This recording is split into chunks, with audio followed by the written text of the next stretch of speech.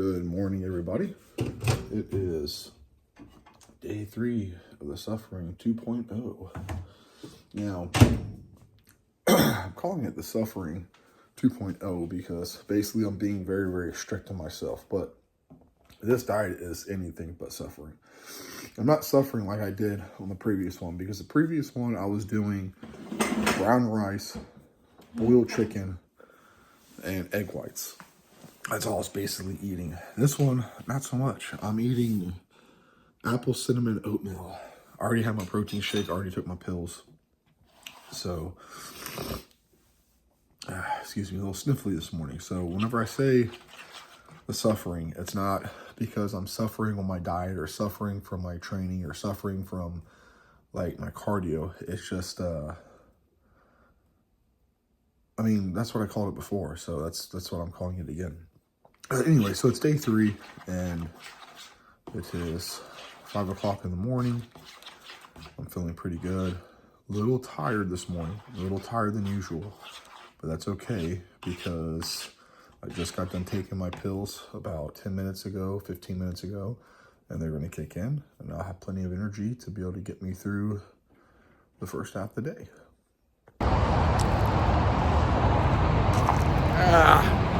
It's a beautiful sunrise today. I love it. So I'm a little bit more tired today than I was yesterday, but that's okay because not every day you're going to be bright-eyed and bushy-tailed and full of energy. It's just a matter of being consistent and getting out here and doing what needs to be done. So I also want to talk just for a brief moment about like these hardcore guys, hardcore, where they're like, you got to get up at 3 in the morning when the world is still asleep, and you have to be willing to put the work in and go for a 5-mile run and work out for 6 hours before the sun comes up. It's like, that's not even possible. That's wild. You're doing all that work in 4 hours? That doesn't make sense. But I think that's crazy. Like, if you can sleep in and wake up when you get to wake up on your own, don't wake up to an alarm clock. You'd probably be a lot further ahead if you just wake up naturally and then start your routine from that moment throughout the rest of the day. If you have to wake up to an alarm clock because you have a job like the majority of us do, that's fine too. I wake up an hour early so I can get to work early, so I can walk around at work so I don't have to worry about doing cardio in the gym or something like that, or do cardio then have to get ready for work and go. I'm already here. If I get a little sweaty, it's not a big deal. I'm at work. It's okay. I sweat the majority of the day. It's not going to be like the end of the world for me. So, like I said, like, I don't think there's a beast mode or a hardcore setting or a standard that you have to hit to be like, this is it. This is what I have to do differently than everybody else. You just have to do what works for you. You have to do the thing that's you can be the most consistent at. And that's what I'm doing. The reason why I wake up early and come to work to do this is because I can be consistent with it and it fits into my schedule. The reason why I work out when I work out and I do cardio when I do cardio in the evenings, it's not because I'm more hardcore than anybody else. It's just that fits my schedule. That's better for my routine. I don't want to have to do many walks throughout the day. I'd rather just do 2 long walks twice a day. I don't want to have to break it up. I don't like doing high intensity cardio. I don't like doing I like doing the Stairmaster, but not like running sprints and jogging and all that other stuff. Like, walking to me it's like almost therapeutic. You know, I can just think and clear my mind and I don't have to like worry about nothing. And it's like, where am I walking? Just there, here, around. And what are you doing? I'm just thinking. Don't listen to music. Not saying you shouldn't. Music's great. I love music. But when I'm walking, I like to just get lost in my own head. I have ADD, so my brain just pings all over the place. And I get lost in my own thought. And then I start thinking of some pretty random stuff that can lead to some pretty cool ideas that allow me to further stuff in my life that betters my life because of some wild hair idea that I got whenever I was just deep in my own thought walking around. So don't compare yourself to anybody else. Don't be like, well, he did it, I should have to do it. Do what fits your style, or whatever that is. That's what I do. I don't care what anybody says, right or wrong. It works for me. I'm more consistent than the other guy who's claiming to be hardcore. I'm going to go further than him. And I'm not even worried about how far he gets, because honestly, this is like what everybody says, a self journey, right? This is something for yourself. Nobody cares how big your arms are. Nobody cares how ripped your abs are. Nobody cares how strong you are or how much you squat or deadlift. You care. Maybe your brother cares, your mom, your dad, your sister, your wife, your kids, maybe they care. Your best friend, maybe they care. But they only care to support you. Because if you stop doing it, they wouldn't be upset or mad. They would stop caring just like you did. So just have fun with it and enjoy it. And just do, like I said, what best fits you and your schedule. Here's the thing too. I have never felt bad after doing a cardio session. Oh, look, here we go. Chicken and carrots. I have never felt bad. Like sometimes, talking about beast mode and like hardcore and setting or whatever. I was walking earlier. And it made me start thinking, like it doesn't matter like if your intensity is just like a casual walk for cardio, like getting out and doing something's better than not doing anything. And I like walking. So it's just like, that's what I'm going to do. If I have to walk longer, I have to walk longer. It's not a big deal. But like my whole thing is like, I have never felt bad after doing a cardio session. Like I know I'm joking around like waking up at 3 a.m, but if you have to wake up earlier to do your cardio, then that fits your schedule, do that, like I said. But I've never once been like, why did I do that cardio? Oh man, well, I feel terrible now that I did that. I mean, I still have the rest of the day ahead of me, and I spent that hour doing that cardio. Now I just, oh man, why did I do that? Why, God, I regret that so much. I've never had that happen. Now, I've had it happen the other way where I didn't do cardio before, and then I regretted not doing cardio, thinking like, man, I could have been done already, and that would have been over with, and now I didn't get my cardio in today, so I'm going to be that much further behind. And if I just would have done it, it would have been done and over with. And honestly, it's not even that hard doing it. So it's like, why didn't I just do it? I've had those regrets, but I've never had the other way where it's just like I get done doing it and I'm just like, oh, God, man, dang it. So I'm going to eat now, but that's just a thought that popped in my head. I wanted to kind of get it out there. Third meal of the day, lunchtime. Let's see what we got. Chicken and bell peppers. Consistency. It is that time of day again where I get to drink my coffee. I'm going to show you all my little hack here. This is my Keurig, and I keep it under here. That way, all the rust and dust doesn't get on it. And it's like, why would the rust and dust get on it? Well, that's because I work in a very industrial environment. And I work on this stuff. I fix all these things. And these chains right here have a lot of rust that comes off, and it gets on everything. Absolutely everything. And I'm not gonna lie, I'm kind of really becoming a big fan of the Great Value Donut Shop decaf. It's actually growing on me. I'm normally a Folgers black silk kind of guy, but this stuff, it's actually pretty good. I actually enjoy it. I will say this about the animal cuts, right? There's the amount of pills and the pack for the animal cuts. All right, I will show you this about them.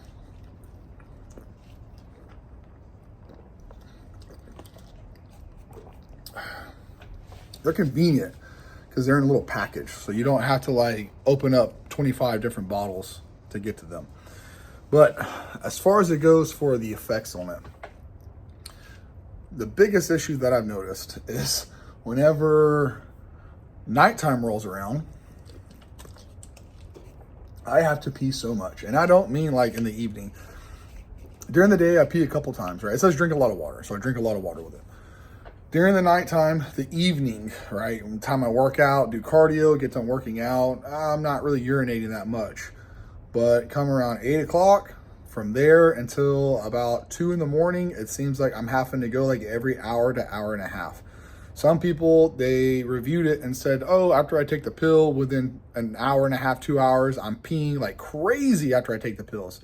Not me. I don't have any difference in my urination all day until the nighttime hits. Then once the nighttime hits, I'm up out of bed every hour to hour and a half peeing all night. And I'm not exaggerating, like 10:30, midnight, 1 o'clock, 2 o'clock, 3:30, 3:45, 4:45. And sometimes it hits right before my alarm clock, and I'm just like, okay, at least I don't have to wake up to that this morning. But with that being said, it would be nice to be able to sleep through the night. You know, I would be lying if I didn't at least say this. Hold on real quick, like chicken. It's not a chicken for this meal, but 150 grams of carbohydrates through rice. Okay, I would be lying if I try to say that in a way I kind of enjoy it, right? I do. I kind of enjoy it to a little bit, and what I mean is waking up throughout the night sucks. Waking up and feeling super exhausted and be like, oh man, I really don't want to have to go to work. What time is it? I'm so tired. And it's like, oh, it's 11:30. And you go back to sleep and then you wake up, oh, I gotta pee. God, I'm so freaking tired. I just want to keep sleeping. What time is it? And then you check the time and you're like, oh, it's 1 o'clock. Yes, still got a lot of time left to sleep. And then when you go back to sleep, it feels like you've been asleep for hours and hours and hours and hours and hours and hours. And you wake up again, it's the same thing. And then you go back to sleep for like an hour, hour and a half. It feels like you've been asleep for like a long time. And then you wake up and you pee. I actually like that because it makes me feel like I get to sleep longer. It's like that feeling of like, oh, I'm just so exhausted, I want to go to sleep. And then you get to go back to sleep. That's the best. That's like the best feeling. And then also when it hits just right and I have to wake up from peeing, but like I'm not tired. And I'm like, I wake up, I'm like, oh, dang, I gotta pee again. All right, well, let me get up and pee. I know it's getting close for me to wake up. And I check the time, I'm like, oh, cool, it's like 10 minutes before I have to get up. I'm just gonna go ahead and get up. There's no point in going back to sleep because it's only 10 minutes. So I don't have to wake up to the alarm clock. And then I'm not even tired whenever I do wake up. So it's just like a win-win all the way around besides the overstimulus of having to urinate all night. But that's the only downside about the pills that I found so far is having to pee throughout the night for me personally. But if you're some kind of like weirdo like myself and you don't really mind the waking up, getting to go back to sleep and feeling like you've been asleep all night long, then waking up and having to pee and being tired, then getting to go back to sleep, it's not so bad. And we're finally in the gym. Tonight is our night. So I'm gonna start with straight bar curls. I'm gonna do, I don't know how many sets leading up to my top set, but I'm gonna do rest pause and drop sets, and it's going to be some of the ugliest form and the craziest body English you guys have ever seen. But it works for my arms. If I try to stay strict and I try to stay really 100% on form, my arms don't grow. But if I put too much weight where I can't handle it and I have to body English it up, they respond. I don't know. I guess it's like a stimulus that they're not used to, that they have to adapt to. The only way to adapt to it is to get stronger and to get bigger, I guess. From there, I'm gonna do spider curls, and then I'll do preacher curls. And then I'm gonna move to triceps, do some V-bar press down, some rope press down, or actually some overhead ropes, and then some reverse grip press downs. And that's what the night's gonna look like. I'm not sure what all I'm gonna do rest pause and drop sets on. I know I'm gonna do it on straight bar curls for sure, and on V-bar press down. And I'm just gonna make it audible as the night goes, depending on how I feel and what I feel like actually pushing the limits on. So the main thing about this that I'm concerned about is honestly just moving it. Like you could call it the anti-curl for all I care, or full body curl, like a fish curl, whatever. It's just ultimately I'm trying to stress the bicep way more than what it can handle. And ultimately, like I said, that's what seems to work the most for my biceps. So take notes of this form. Make sure you take notes, write it down in your book.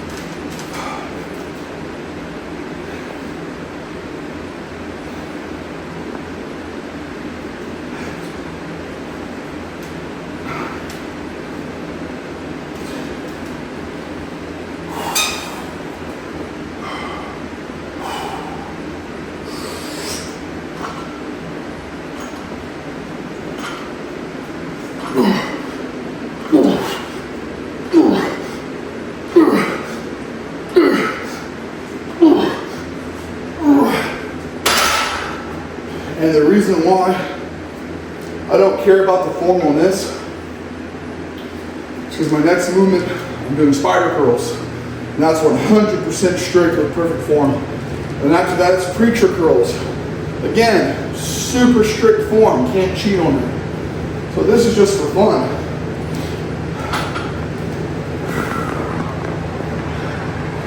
This is like my overload. Can't really overload the other two.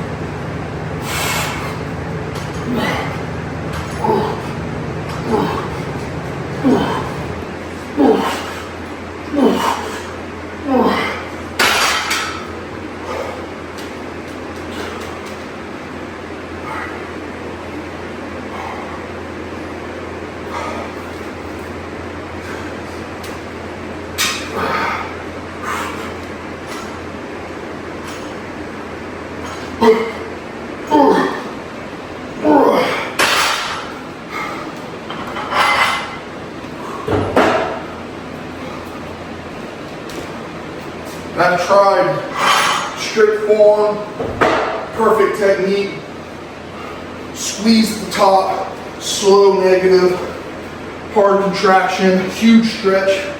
I tried that stuff for like over a year straight. I never made any progress on my arms.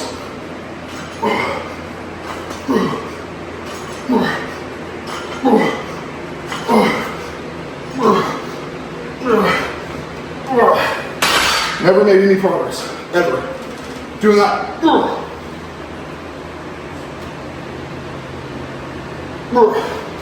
Over a year I trained like that, religiously. Never made any progress. Even doing full range, full stretch, my arms respond better to partial reps.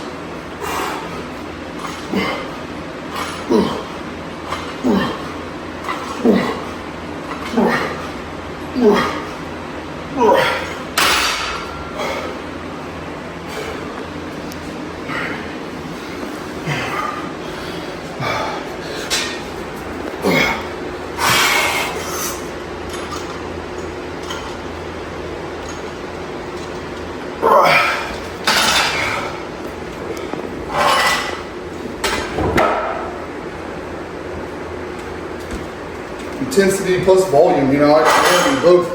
I can't do one or the other. If I do one or the other, my arms just, they do not care. They will not grow. I didn't train my arms for over 2 years when I was powerlifting.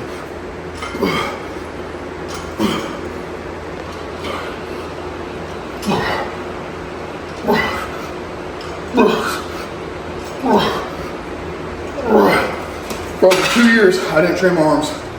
I never lost size in them, but they never got bigger. And then I started all that silly gimmicky deep stretch with the whole iso contraction, flex and squeeze, and I did all that over a year. My arms never improved. They never got any better. But I started doing this. Oh man, holy smokes, my arms started growing.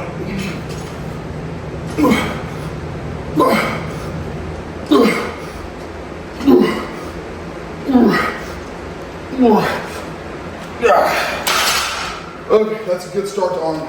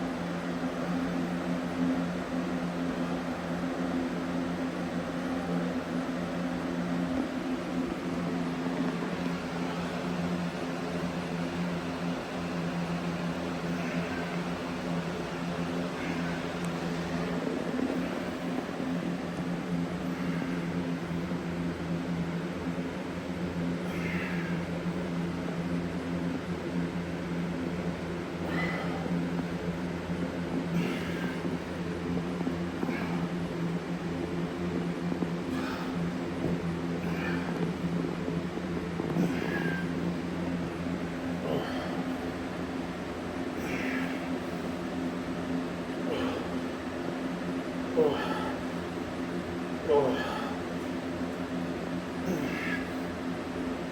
Oh.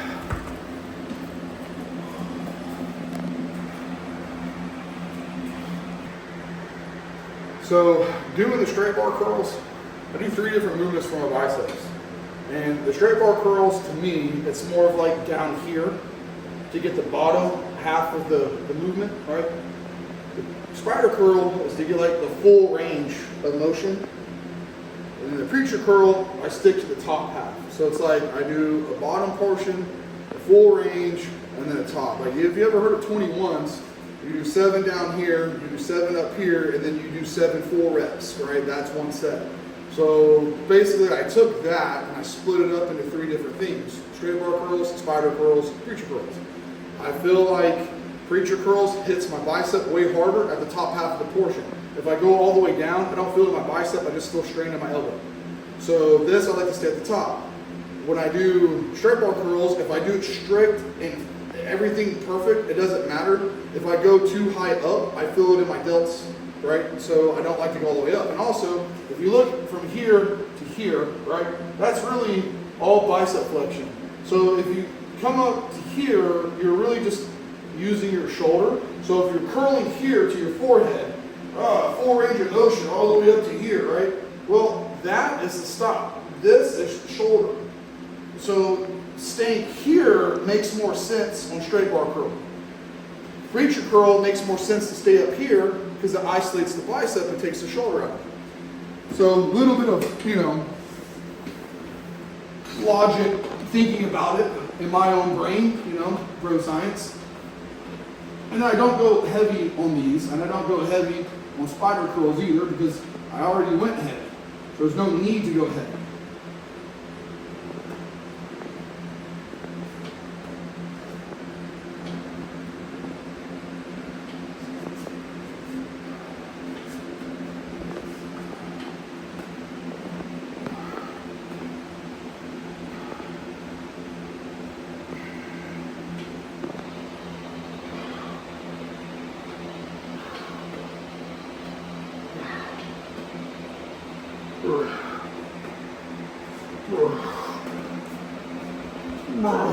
Plus, I feel like stopping and not going all the way down, I feel like that actually loads more tension on the bicep. I feel like when I go all the way down, I take tension off the bicep, I put it on the tendons in the joint. But when I come to here and then I stop here, it's like I'm having to reverse the momentum. And I have to catch it and slow it down, which makes more tension on the bicep. When you go all the way straight, the tension's not on your bicep, especially on this, it's on your joint. It's here, right? There's the tension. It's on your elbow, it's not on your bicep. But if you stop here, you've got to reverse the motion, and that loads the bicep having to slow to stop the weight to come back up. And if you're talking about mechanical tension and keeping the most amount of mechanical tension in the muscle, that makes more sense to me than going all the way straight and loading the joint. Because once your triceps get so big, really you're just going to hyperextend your elbow. And it just doesn't make sense to me. You're just causing joint damage. And it's like all these like stretch, super deep stretch stuff. Like there's a limiting factor where your connective tissue and your ligaments and tendons. Well, if you train for it, it's not going to hurt you and you get used to it. Yeah, but like why risk it? Why risk it? There's other movements you can do. Why risk it?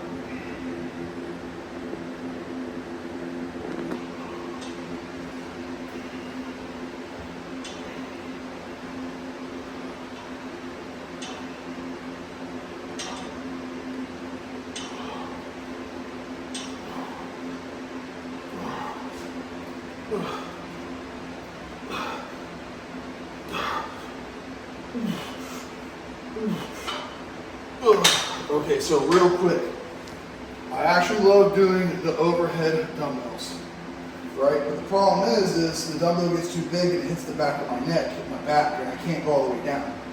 So I used to do these, but I stepped out here, so the cable had a backwards pull to it, and it never felt right. So I found out to put the cable a little bit lower and just get right up on it, so it's a straight down vertical pull like the dumbbell. And instead of keeping your elbows in here, if you bring them out to the side, it feels just like that overhead dumbbell press. And that's what, overhead dumbbell extension, and that's what, to me, I feel the absolute best on the inside of my triceps. Like no other movement was the dumbbells, but like I said, I got limited because the dumbbell got too big. So I switched to these, played around a little bit, and found out what I feel the absolute most in, and now I love these. These are like part of my favorite tricep exercise.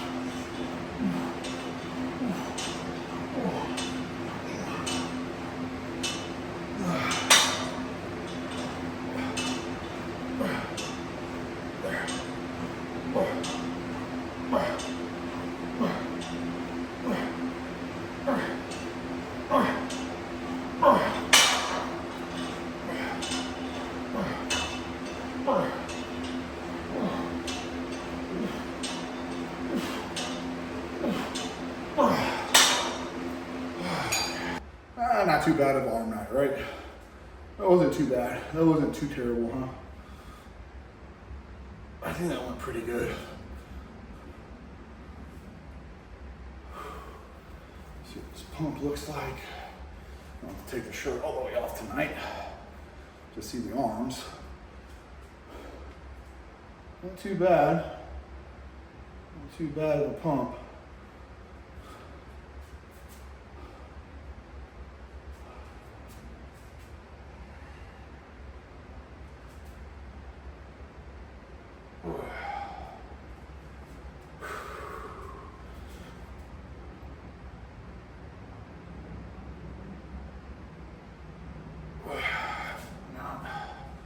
Oh, you can see that vascularity?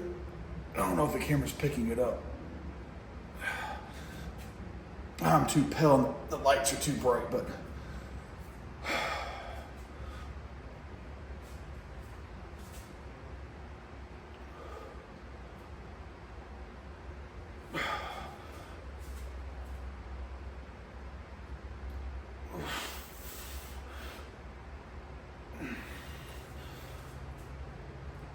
that's a bad angle right there. Oh, all right. Looking better. Get that old school most muscular when I come out here.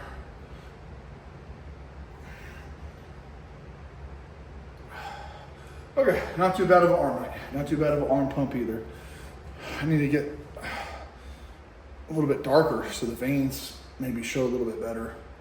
Because man, my forearm is super veiny, but I don't even think you can see any of them. All right, that's enough looking at myself. I gotta go do my cardio. This is the third time I've attempted to make this video right here because either a plane starts going over or cars go by, and we had some dogs following us. So the people got mad thinking they were our dogs. And then then my phone ran out of storage. So it's just kind of like, you gotta be kidding me. So tonight was a fantastic arm night. I really loved the way it went. I pushed extremely hard, to be completely honest. After straight bar curls, I probably could have called it on my biceps. But if I have the capability of maintaining my pump and pushing it longer, I'm going to push it longer because I feel the pump is important for growth. Whether how you feel about it or not, I don't care. That's just my personal belief.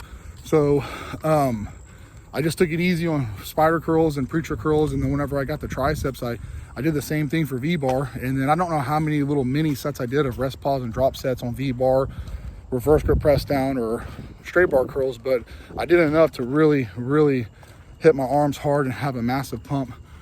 And going back to what I was saying earlier, I didn't train my arms for probably 2 to 3 years when I was powerlifting. I did no direct arm training at all whatsoever. And I always had pretty decent arms when I was powerlifting. They never got behind, they never got weak, and they never were like underdeveloped. But then when I started cutting weight and got transitioned from powerlifting for my injury, and I decided like, okay, you know what?